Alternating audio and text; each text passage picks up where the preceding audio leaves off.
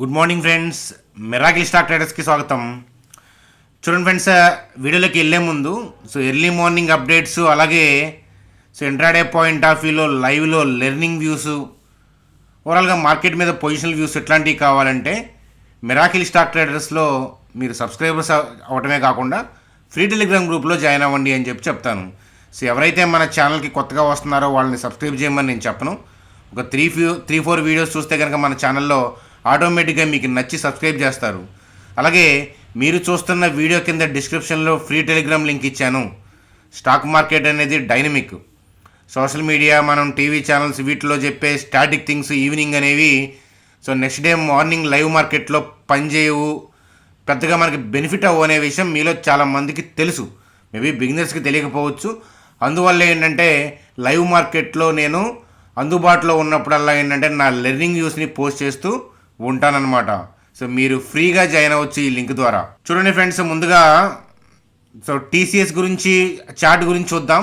ఎందుకంటే మార్కెట్ యొక్క direction change అయినప్పుడు టీసీఎస్ అనేది వన్ ఆఫ్ ది ఫ్యాక్టర్ మనం చూడాల్సింది. హెచ్డిఎఫ్సి బ్యాంక్ చూస్తాం, రిలయన్స్ చూస్తాం, టీసీఎస్ కూడా చూస్తాం అన్నమాట. అట్లా ఏషియన్ మార్కెట్స్ చాలా డల్ ఉన్నాయి. మన గిఫ్ట్ నిఫ్టీ ఎలా ఉందనేది చూసే ముందు నెకాయ్ చూడండి, 5.43%, అంటే అరౌండ్ 6% అనేది డల్ అయింది. Taiwan 7%, KOSPI 5%. మామూలు రక్తపాతం అయితే కాదు ఇది కదా. గిఫ్ట్ నిఫ్టీ ఎక్కడ ఉంది అని అంటే 24,342. పీపుల్ చేసే మిస్టేక్ ఇదే అనమాట. సరే, మనం నిఫ్టీ గురించి చూసే ముందు ఈ వీడియోలో మనం డిస్కస్ చేయబోయే థింగ్స్ ఏంటంటే స్టేట్ బ్యాంక్ ఆఫ్ ఇండియా గురించి డిస్కస్ చేస్తాం, డివిస్ ల్యాబ్ గురించి డిస్కస్ చేస్తాము, టీసీఎస్ చార్ట్ చూద్దాము, అలాగే హెచ్డిఎఫ్సి బ్యాంక్ చార్ట్ కూడా చూద్దాం. చూడండి ఫ్రెండ్స్, ముందుగా గిఫ్ట్ నిఫ్టీ ఓవరాల్గా ఏషియన్ మార్కెట్స్ అయితే కనుక పూర్ పర్ఫార్మెన్స్ అని చెప్పచ్చు, డీప్ రెడ్ అని చెప్పచ్చు, సింపుల్గా ఓచకోత అని చెప్పచ్చు. అట్లాగే మనం నిన్నటి వీడియోలో డిస్కస్ చేసుకున్నాం. మనం అబ్జర్వ్ చేయాల్సింది ఏంటంటే డౌ జోన్స్ ఫ్యూచర్స్. ఎందుకంటే డౌ జోన్స్ ఫ్యూచర్ అనేది కూడా రెడ్లోనే ఉంది. ఎందుకంటే ఇది లైవ్ కదా. యుఎస్ మార్కెట్లు క్లోజ్లోనే ఉంటాయి, కానీ డౌ జోన్స్ ఫ్యూచర్ అంటే వాళ్ళ ఇండెక్స్ ఫ్యూచర్ అనేది లైవ్లో ట్రేడ్ అవుతుంది. అది ఎలా ఉంది అని అంటే అది కూడా 0.87 కరెక్ట్ అయ్యి ట్రేడ్ అవుతూ ఉంది. కాబట్టి గ్లోబల్గా పాజిటివ్ సంకేతాలే లేవు. మరి ఇలాంటప్పుడు షార్ట్ సెల్ చేయొచ్చా అని చెప్పి ఎగబడి ఓపెనింగే షార్ట్ సెల్ చేసే వాళ్ళకి తలనొప్పి ఉండే అవకాశాలు ఉంటాయి. సడన్ బౌన్స్తో నిఫ్టీ షాక్ ఇస్తుందా అని అంటే చార్ట్లోకి వెళ్ళి చూద్దాం పదండి. గిఫ్ట్ నిఫ్టీ అయితే కనుక ఇప్పుడు నేను వీడియో చేస్తున్నప్పుడు 7:42 అయింది. గిఫ్ట్ నిఫ్టీ అయితే కనుక 24,345 ఉంది. గిఫ్ట్ నిఫ్టీ ప్రకారం అయితే కనుక నిఫ్టీ 24,300 ఆ ఏరియాలో 300, 310, 320 ఏరియాలో ఓపెన్ అవుతుంది అని అనిపిస్తుంది కదా. కానీ దీనికి తగ్గట్టుగానే ఓపెన్ అవ్వాలని రూల్ లేదు. కానీ మనం చూడాల్సింది ఏంటి అని అంటే హైయర్ లెవెల్లో ఓపెన్ అయితే, అంటే ఈ గిఫ్ట్ నిఫ్టీకి తగ్గట్టుగానే నిఫ్టీ 60% ఆఫ్ ది కేసెస్లో ఓపెన్ అవుతుంది. కానీ రిమైనింగ్ 40% ఆఫ్ ది కేసెస్లో ఏంటంటే దానికన్నా పైన కూడా ఓపెన్ అవ్వచ్చు. ఒకవేళ నిఫ్టీ హైయర్ లెవెల్లో ఓపెన్ అయితే కిందకి వెళ్తుంది అని అంటే డౌన్ సైడ్ లెవెల్స్ ఏంటి, లేదు గిఫ్ట్ నిఫ్టీకి తగ్గట్టుగా ఓపెన్ అయితే ఇమీడియట్గా మార్కెట్ యొక్క డైరెక్షన్ ఎటువైపు ఉండొచ్చు, ఇవి మనం అంచనా వేయాలి. అంతేగాని Asian markets dull, Dow Jones dull, last Friday dull, కాబట్టి ఓపెనింగే నేను చంకలు గుద్దుకొని వెళ్ళి నిఫ్టీని సెల్ చేస్తాను అని అంటే దిమ్మ తిరిగి మైండ్ బ్లాక్ అవుతుంది.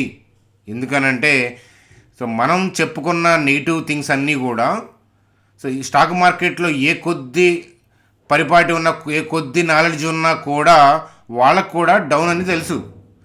మార్కెట్ కూడా డౌన్లోనే ఓపెన్ అవుతుంది.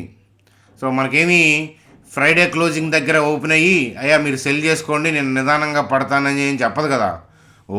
ఓపెనింగే డిస్కౌంట్లో ఓపెన్ అవుతుంది. అదనమాట కదా. మరి నిఫ్టీ చార్ట్లోకి వెళ్ళి తొంగి చూద్దాం పదండి. చూడండి friends, Friday closing 24,717. Friday candle closing వరకు మన చార్ట్లో వీక్నెస్ అయితే కనుక లేదు. గ్యాప్ డౌన్ అనేది గ్లోబల్ క్యూస్ వల్ల అయింది, కానీ ఓపెన్ అయిన తర్వాత అగ్రెసివ్ టోన్ అనేది లేదు. అంటే టెక్నికల్ వీక్నెస్ అనేది, హెవీ సెల్ ఆఫ్, ఆ ఇంటెన్షన్ అనేది మన చార్ట్లో అంటే మన కంట్రీకి సంబంధించి కనిపించలేదు. ఎప్పుడు కనిపిస్తుందో అప్పుడు డౌన్ ట్రెండ్ స్టార్ట్ అయిందని అనుకుంటాం. అంతేగాని గ్యాప్ డౌన్ అనేది టెక్నికల్ వీక్నెస్ని చూపించదు. గ్యాప్ డౌను గ్యాప్ అప్ అనేవి గ్లోబల్ క్యూస్ని బట్టి ఉంటాయి. ఓపెన్ అయిన తర్వాత దాన్ని దమ్ము చూపిస్తుందా లేదా నీరసపడిపోయిందా కిందకి వేగం పుంజుకుందా దాన్ని బట్టి మనం టెక్నికల్ వీక్నెస్ని అంచనా వేయాలి. అంతేగాని support, resistance, moving averages, trend lines వీటిని బేస్ చేసుకుంటే మనం బోర్లా పడతాం అనే విషయం స్టాక్ మార్కెట్లోకి వచ్చిన 6 months to 3 years ఎక్స్పీరియన్స్ లోపు అర్థమవుతుందా అది. చూడండి ఫ్రెండ్స్, మరి హయ్యర్ లెవెల్లో ఓపెన్ అయితే అంటే 24,500, 600, 450 అలా ఓపెన్ అయితే కనుక అది ఓపెన్ అయ్యి కిందకి వెళ్తుంటే కనుక అది వెళ్ళే ఏరియా ఏంటంటే 24,403, 24,300 ఏరియా. చూడండి ఫ్రెండ్స్, లాజిక్ ఎక్స్ప్లెయిన్ చేస్తే ప్రయత్నం చేస్తాను, లేకపోతే మీకు ఏంటంటే కన్ఫ్యూజన్ ఉంటుంది. చూడండి ఫ్రెండ్స్, ఇప్పుడు గతంలో జరిగిన హిస్టరీ చూడండి. ఫుల్ గ్రీన్ క్యాండిల్, అలాగే ఫుల్ గ్రీన్ క్యాండిల్, మనం ఈ గ్రీన్ క్యాండిల్ దాని తర్వాత మనం up side intraday point of వ్యూలో, స్వింగ్ పాయింట్ ఆఫ్ వ్యూలో లెర్నింగ్ వ్యూ కూడా మనం తీసుకున్నాం కదా, మంచి క్యాండిల్. గ్యాప్ అప్ అయ్యింది. గ్యాప్ అప్ అయ్యి అంతకుముందు క్లోజింగ్ నుంచి గ్యాప్ అప్ అయ్యి ఫుల్ క్యాండిల్ పడింది అని అంటే అంతకుముందు క్లోజింగ్ ఏరియాలో హెవీ బై ఆర్డర్స్ ఉన్నాయి, సెల్లర్ లేడు, అంతే కదా. గ్యాప్ అప్ ఎప్పుడవుతుంది చూడండి. టమాటాలు నిన్న మార్కెట్లో 40 ఉన్నాయి, ఇవాళేమో 60 పెట్టారనుకోండి, అది గ్యాప్స్ అప్ కదా. ఎందుకని? ప్రీ మార్కెట్లో ఉన్న డిమాండ్ని బట్టి, ప్రీ మార్కెట్లో ఉన్న ఆక్షన్ బట్టి టమాటాలు బోర్డు 60 పెడతారు, అంతే కదా. పొద్దున్నే 6 7 ఎవరు వెళ్ళి కొనరు కదా టమాటాలు, అంతేనా. మనకి ప్రీ మార్కెట్లో అక్కడ బొట్టలు తట్లు బాక్సులు అవన్నీ వేసి ఉంటాయి. 10, 20, 30, 40 అయ్యి అంటుంటారు, మనకు అర్థం కావు. అంటే ప్రీ మార్కెట్లో డిమాండ్ అనేది క్రియేట్ అవుతుంది. డిమాండ్ సప్లైని బేస్ చేసుకొని మనకి టమాటాలకు కానీ, వంకాయలు కానీ, లేకపోతే అవన్నీ కూడా బెండకాయలు కానీ, ఇవన్నీ కూడా మనకి ప్రైస్ అనేవి డిసైడ్ అవుతాయి, అంతే కదా. 10 తర్వాత బయరు సెల్లర్ వస్తారు, దాని తర్వాత వేరే కదా. కానీ ఇక్కడ కూడా ఏంటంటే ఆ పర్టికులర్ డే ఏదైతే ఈ గ్రీన్ క్యాండిల్ ఉందో దాని నెక్స్ట్ డే అనేది హ్యూజ్ డిమాండ్ వల్ల ర్యాలీ అయ్యింది, ప్రీవియస్ క్లోజింగ్ ఏరియాని వదిలేసింది. అంటే ప్రీవియస్ క్లోజింగ్ ఏరియాకి దగ్గరలో కూడా రాలేదు అని అంటే ఆ రోజు మనకి ప్రీవియస్ క్లోజింగ్ ఏరియా దగ్గర, అంటే ఈ గ్రీన్ క్యాండిల్ ఫామ్ అయిన డే ప్రీవియస్ క్యాండిల్ దగ్గర బయర్స్ హెవీగా ఉన్నారు, సెల్లర్స్ లేరు, అంటే హెవీగా బై ఆర్డర్స్ ఉన్న ఏరియా అది. కాబట్టి మార్కెట్ కనుక గుర్తుపెట్టుకోండి, 24,403, ఈ క్యాండిల్ మొత్తం పెడుతున్నాను, 24,244 ఈ జోన్ని టచ్ చేసిన తర్వాత మీకు ఏ మూమెంట్లో అయినా సరే సడన్గా బౌన్స్ అనేది ఇవ్వచ్చు. ఇంట్రాడే పాయింట్ ఆఫ్ వ్యూలో అట్లీస్ట్ బౌన్స్ అనేది ఇస్తుంది.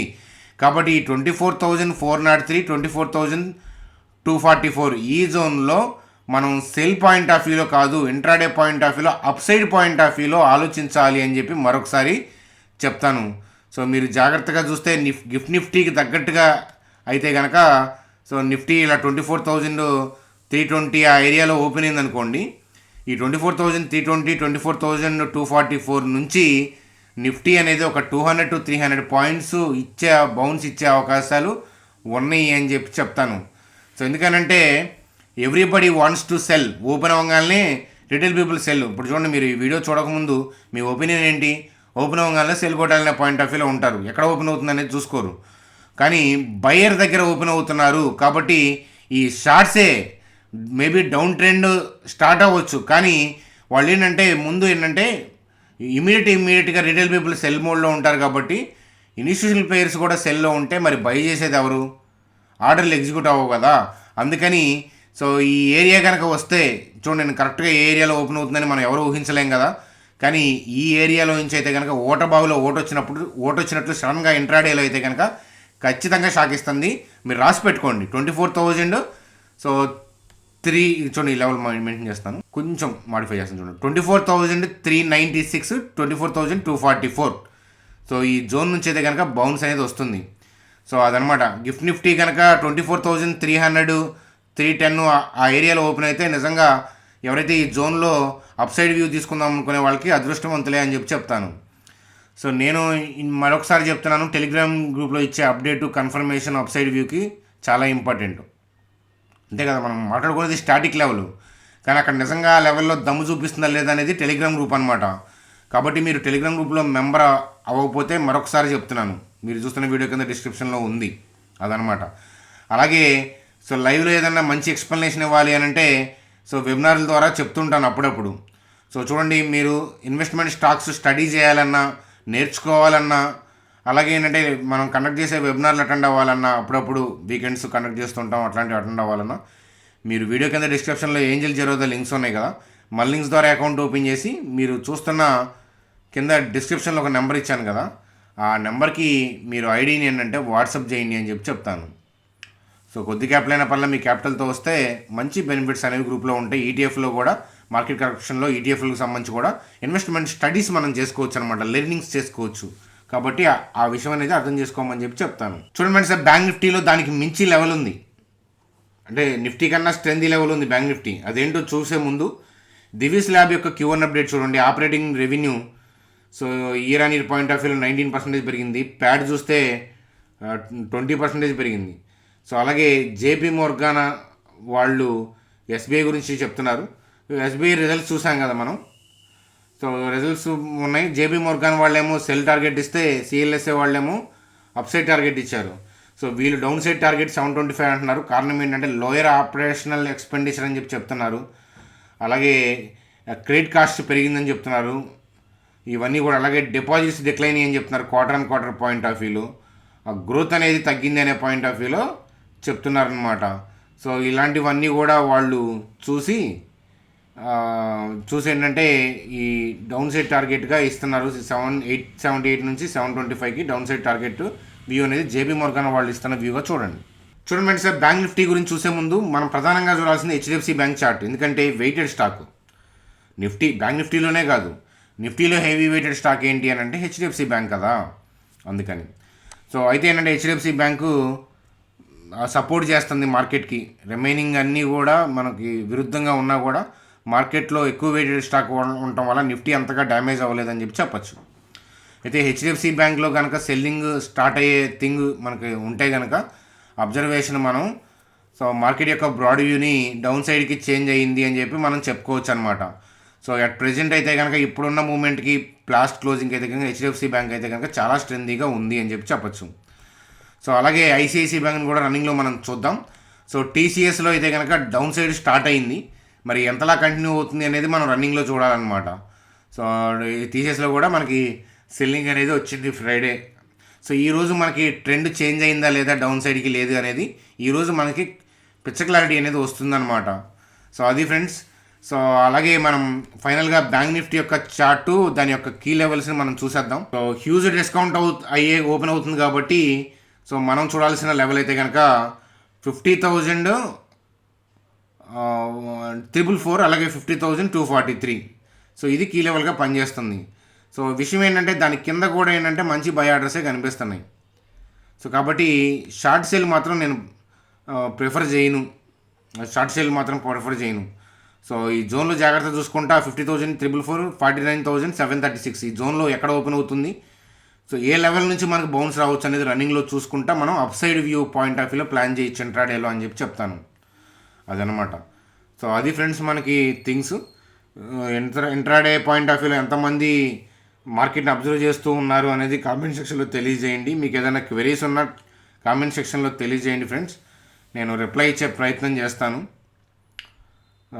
Bye friends. మార్కెట్ ఓపెనింగ్ తర్వాత లైవ్ టెలిగ్రామ్ గ్రూప్లో మనం సో అప్డేట్స్తో కలుసుకుందాం. జాగ్రత్త, మార్కెట్లో మనకి మిరాకిల్ స్టాక్ ట్రేడర్స్ పేరున్న డూప్లికేట్స్ ఉన్నాయి, వాళ్ళు మనీ అడుగుతుంటారు, వాళ్ళ ఉచ్చులో చిక్కుకోవద్దని చెప్పి మరొకసారి చెప్తూ బై ఫ్రెండ్స్, గుడ్ డే.